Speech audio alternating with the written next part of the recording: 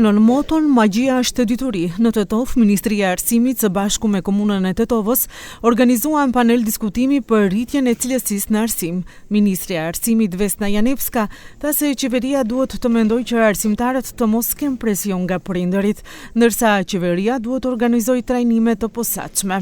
Sipas Janevskës, duhet që edhe arsimtarët u jepet mundësia që vetë ta organizojnë procesin arsimor dhe metodologjinë e punës.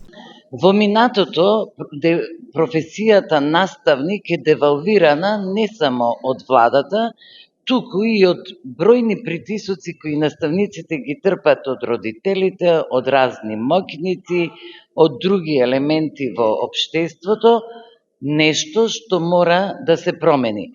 Како ќе го промениме тоа? Ќе го промениме со тоа што ќе ги ослободиме наставниците од притисоците, што е одговорност на родителите и другите чинители, а државата е неопходно да превземе други мерки со кои што ќе ги мотивира, ќе ги ослободи, ќе им дозволи да работат така како што тие мислат дека е најдобро, за што се остручени, ќе менуваат дел од методологијата по свое собствено видување за поучување на децата, дури ќе вметнат и индивидуално образование за одредени групи на деца. Ndërsa për kryetarin e komunës së Tetovës, Bilal Kasami, cilësia në arsim nuk është vetëm në objektet shkollore, por edhe në cilësinë e arsimit.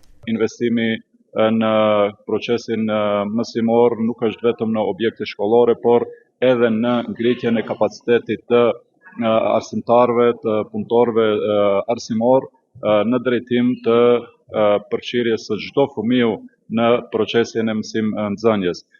Duke përfshirë çdo fëmijë, ne do të vlerësojmë angazhimin dhe kontributin e tyre nesër në shoqëri, sepse ajo që sot ndërtojmë në bankat shkollore sigurisht që është e ardhmja e cila na pret.